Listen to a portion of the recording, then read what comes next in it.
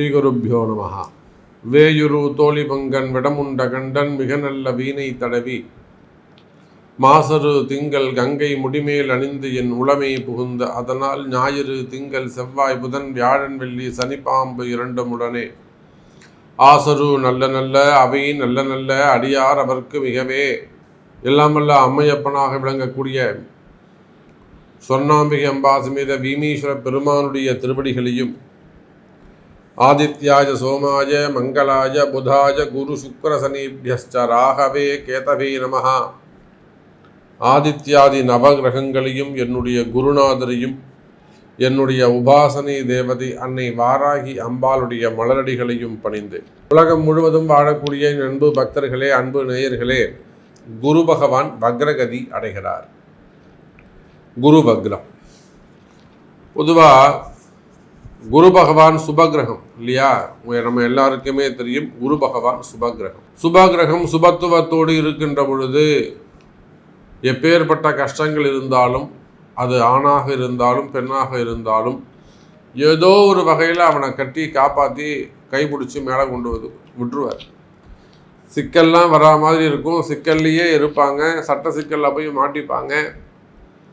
ஆனால் சம்மந்தமே இல்லாமல் ஏதோ ஒரு கிரகம் நல்ல கிரகம் பார்த்தது, சுபகிரகம் பார்த்தது அப்படின்னாக்கா நாம் எழுதி கொடுக்கலாம், இவர் நிச்சயமாக இந்த பிரச்சனையிலிருந்து காப்பாற்றப்படுவார்.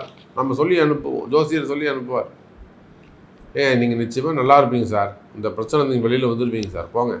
அது என்றைக்குன்னு சொல்ல முடியாது, ஆனால் வந்துருப்பீங்க. அப்போ சுபகிரகம் சுபத்துவத்தோடு இருக்கின்ற பொழுது அந்த ஜாதகன் காப்பாற்றப்படுகிறான். அது ஆணாக இருந்தாலும் பெண்ணாக இருந்தாலும், குழந்தையோ பெரியவங்களோ யாரோ ஒருத்தர்.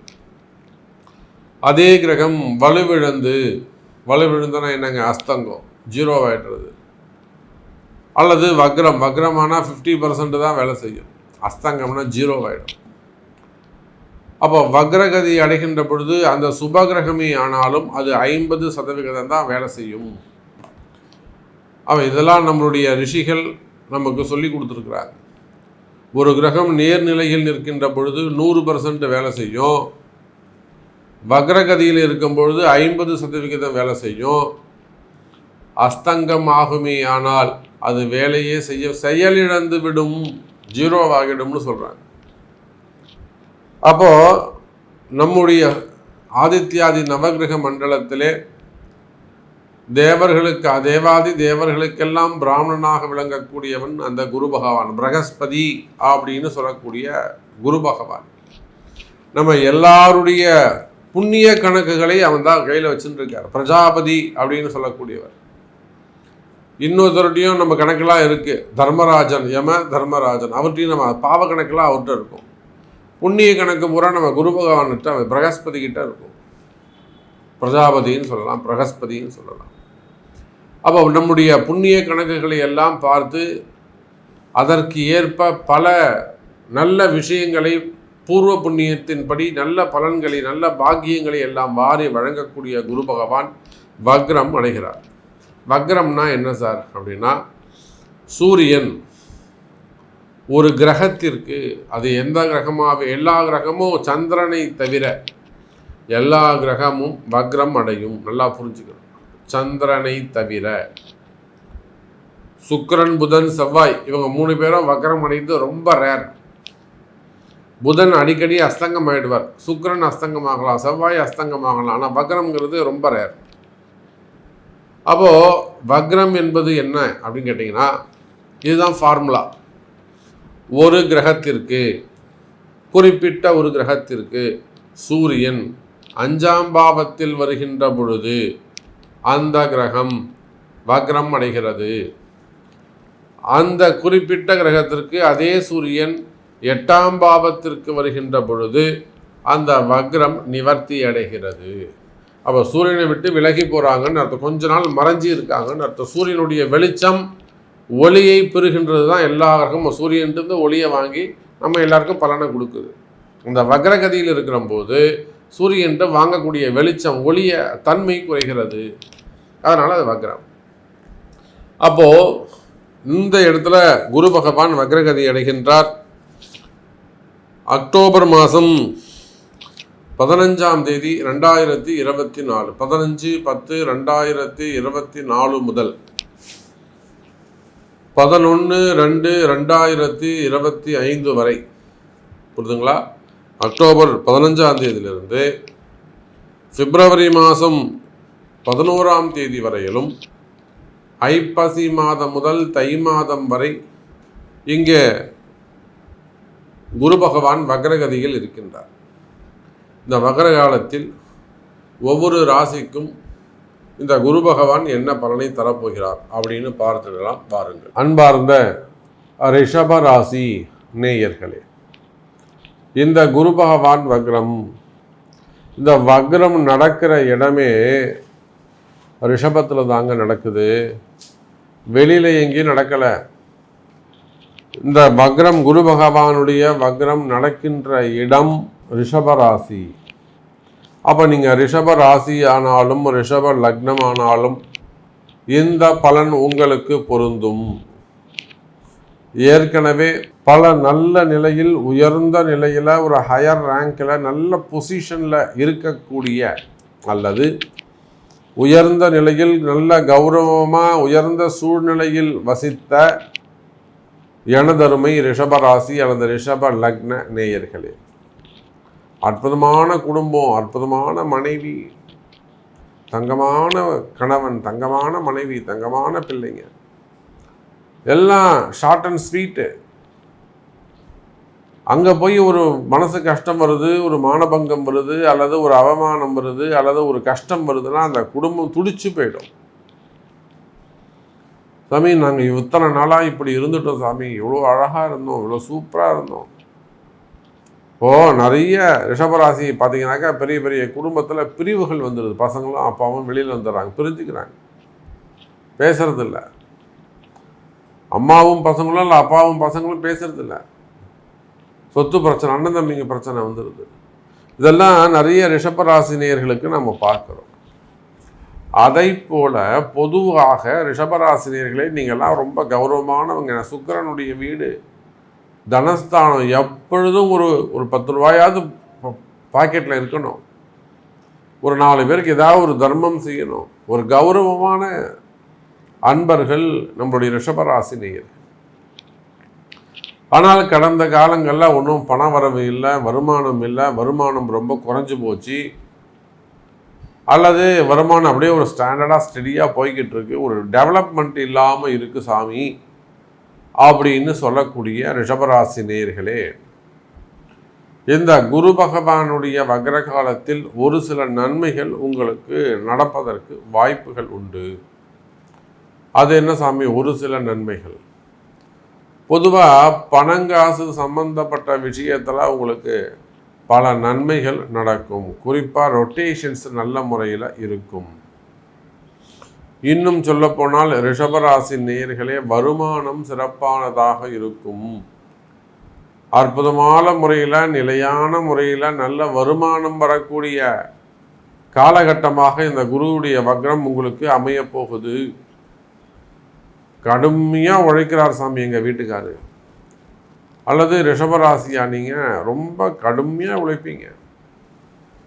கண்ணாமுன்னான்னு எங்கெல்லாம் வாய்ப்பு கிடைக்குமோ, தெரிஞ்ச வேலை, தெரியாத வேலை, எந்த வேலையை கொடுத்தாலும் எடுத்து இதில் ஒரு 10 ரூபா கிடைக்குமா, இதில் ஒரு 5 ரூபா கிடைக்குமா, நம்ம ஏதாவது கொஞ்சம் சம்பாதிக்கலாமா அப்படின்னு நேர்மையான முறையில், யாரையும் ஏமாத்தாமல் நேர்மையான முறையில் உழைக்கக்கூடிய எனதருமை ரிஷபராசி நேயர்களே. சரி, அப்படி தான் உழைக்கிறீங்க, வருமானம் வருதா அப்படின்னாக்கா கை கெட்டியது வாய்க்கு எட்டவில்லை என்ற கதையாக 99%, 90% வேலை முடிஞ்சிடும், கடைசியில் வருமானம் வராது. இப்பேற்பட்ட சூழ்நிலையில் இருக்கக்கூடிய எனதருமை ரிஷபராசி நேயர்களே, சாமி எனக்கு வருமானம் வந்தால் போகிறோம், நான் கையில் வச்சுருக்கிற ப்ராஜெக்டை முடிஞ்சாலே எனக்கு பைசா வந்துடும். ஒரு ரியல் எஸ்டேட் பண்ணுறீங்க சார், நான் ஒரு 10 ரிஜிஸ்ட்ரேஷன் பெண்டிங்கில் இருக்குது, எல்லாம் க்ளோஸாக வந்துடுது, இவர் கையெழுத்து போல் அவர் கையெழுத்து போல், இவர் ஒத்துக்கலாம், இந்த மாதிரி நிற்குது. இது நடந்தாலே எனக்கு ஒரு நல்ல வருமானம், ஒரு 4 லட்ச ரூபா 5 லட்ச ரூபா வந்துடும் எனக்கு, நான் கண்டிப்பாக இந்த வருஷம் எனக்கு போயிடும். இதை போல் ஒவ்வொரு ரிஷபராசி என்பர்களும் நீங்கள் பிஸ்னஸ் மேனாக இருக்கலாம், தொழில் செய்யக்கூடியவங்களாக இருக்கலாம், ஸ்கூல் வச்சு நடத்தக்கூடியவங்களாக இருக்கலாம், காலேஜஸ் வச்சு நடத்தக்கூடியவங்களாக இருக்கலாம், அல்லது ப்ளே ஸ்கூல் பிரைமரி ஸ்கூல் வச்சு நடத்தக்கூடியவங்களாக இருக்கலாம், டீச்சராக இருக்கலாம், டியூஷன் சென்டராக இருக்கலாம், அதே போல் டாக்டர்ஸாக இருக்கலாம், ஆடிட்டராக இருக்கலாம், அட்வொகேட்ஸாக இருக்கலாம், நீதித்துறையை சார்ந்தவர்களாக இருக்கலாம், ஃபைனான்சியல் டிபார்ட்மெண்ட்டாக இருக்கலாம், அதே போல் சூப்பர் மார்க்கெட் மளிகை கடைகள் வச்சு நடத்தக்கூடியவங்களாக இருக்கலாம், அல்லது மொபைல் ஷாப்பு, காஸ்மெட்டிக்ஸ், கொஞ்சம் ஆடம்பரமான தொழில் செய்யக்கூடியவங்களாக இருக்கலாம், அல்லது உள்நாடு வெளிநாடுகளிலே தொழில் செய்யக்கூடியவங்களாக இருக்கலாம், தொழில் பிஸ்னஸ் பண்ணக்கூடியவங்களாக இருக்கலாம், கடைகள் வச்சு நடத்தக்கூடியவங்களாக இருக்கலாம், குறிப்பாக விவசாயிகளாக இருக்கலாம், அதே போல் ஆஃபீஸர்ஸாக இருக்கலாம். அப்போது நீங்கள் எந்த தொழில் செய்பவராக இருந்தாலும் சரிதான், ரிஷப ராசி என்பர்களே, தொழில் துறையை பொறுத்தவரையிலே, வர்த்தகத்தை பொறுத்தவரையில் பிஸ்னஸ் உங்களுக்கு சிறப்பானதாக இருக்கும், தொழிலில் நல்ல முன்னேற்றம் இருக்கும், வரவு செலவுகள் அதிகரிக்கும், உங்களுடைய கஷ்டங்கள், உங்களுடைய நீண்ட நாள் பிரச்சனைகள் குறைவதற்கு வாய்ப்புகள் உண்டு. கவலை வேண்டாம் ரிஷபராசி நேயர்களே. அப்போ உங்களுக்கு தொழில் கஷ்டம் தீரும். தொழிலில் ஒரே கஷ்டமாக இருக்குது சாமி, கம்பெனி நல்லா போயிட்டு அந்த கம்பெனிங்க இது எத்தனையோ பேர் நம்ம பார்க்குறோம், பொள்ளாச்சியில் அப்படி போயிட்டு வரோம், திருப்பூரில் அடிக்கடி திருப்பூருக்கு போயிட்டு வரோம், திருப்பூர் சுற்றி காங்கேயம், அங்கெல்லாம் அடிக்கடி போயிட்டு நம்ம அதை ஒரு சில பூஜைகளை செஞ்சுட்டு வரோம். அப்போ தொழில் நிறுவனங்கள் நல்ல பிஸ்னஸ் செஞ்சுக்கிட்டு இருந்த இடம் தான் சாமி இது.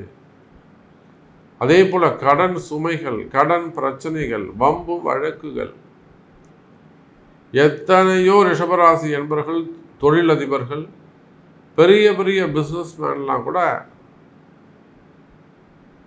ஒரு நல்ல ஒரு ஜம்முன்னு ஒரு 50-100 கோடிக்கு சொத்து இருக்கும், ஆனால் ஒரு 6 கோடி ரூபாய் 5 கோடி ரூபாய்க்கு அடமானம் வச்சுட்டு இருப்பாங்க.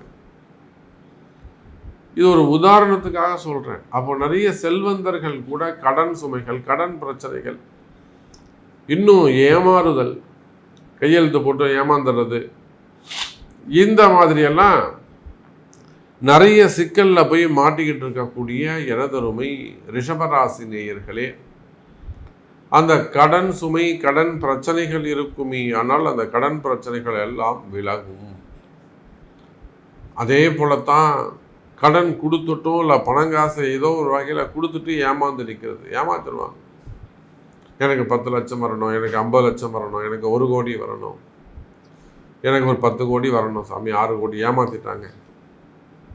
அப்போ வராத பணங்காசுகள் வந்து சேரும். அப்படி ஏதாவது பணங்காசு கொடுத்து ஏமாந்திருப்பீர்களே ஆனால் அதை சட்ட ரீதியாகவும் அல்லது தர்மத்தின்படியும் அல்லது உங்கள் பிறப்பு ஜாதகத்தின்படியும் வராத காசுகளை வரவழைக்க முடியும். அதற்கான வாய்ப்புகள் உண்டு. கவலை வேண்டாம் ரிஷபராசி நேயர்களே. அப்போ உங்களுக்கு சேர வேண்டிய பணங்காசை வாங்க முடியும்.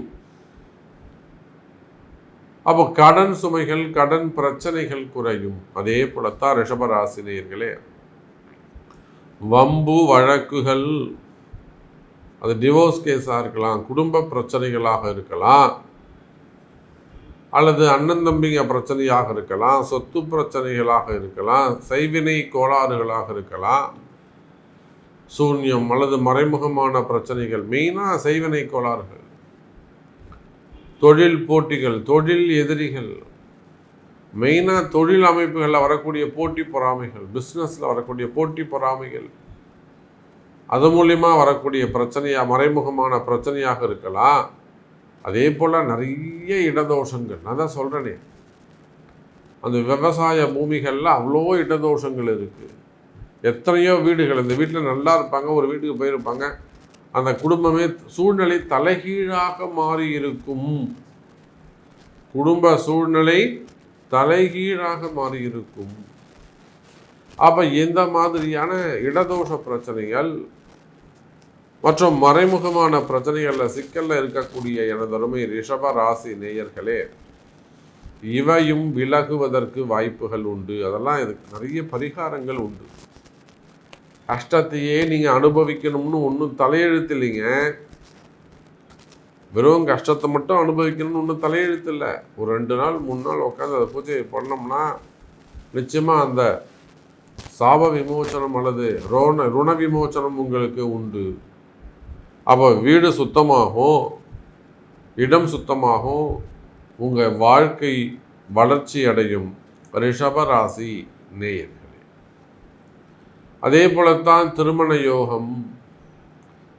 யோகம், வேலை வாய்ப்பு, குழந்தை பாக்கியம், வருமானம், ஆரோக்கியம், உடல்நிலை பிரச்சனைகள், இதை போன்ற எதிர்பார்ப்புகளில் இருக்கக்கூடிய ரிஷபராசி நேயர்களே, திருமணங்கள்லாம் நடக்கக்கூடிய வாய்ப்புகள் உண்டு. குழந்தை பாக்கியமும் உங்களுக்கு நடப்பதற்கான வாய்ப்புகள் உண்டு. நல்ல முன்னேற்றம் உங்களுக்காக காத்திருக்கிறது. அப்போ நிறைய விஷயங்கள் நம்ம பேசிக்கிட்டே போகலாம், நிறைய விஷயங்கள் நம்ம சொல்லிக்கிட்டே போகலாம். ரிஷபராசிக்கு ஒரு சில நன்மைகள் நடக்க போது, கஷ்டத்தை அனுபவிக்கணும்னு உங்களுக்கு ஒன்றும் தலையெழுத்து கிடையாது. அதை முறையாக சரி செஞ்சுக்கலாம். ஆகையினால உங்களுடைய பிறப்பு ஜாதகம்தான் பேசும். உங்கள் பிறப்பு ஜாதகத்தை கொண்டு இந்த குரு வக்ர காலத்தில் ஏதேனும் நன்மையை தேடிக்கொள்ளுங்கள். நீங்கள் உலகத்தில் எந்த மூலையில் இருந்தாலும் நன்மையை தேடிக்கொள்ளுங்கள். உங்களுடைய கஷ்டங்கள் உங்களை விட்டு விலகட்டும் என்று சொல்லி மீண்டும் வேறு அற்புதமான பதிவில் உங்களை சந்திக்கிறேன். நன்றி, நமச்சிவாயம். ஜெய் வாராகி, ஜெய் வாராகி.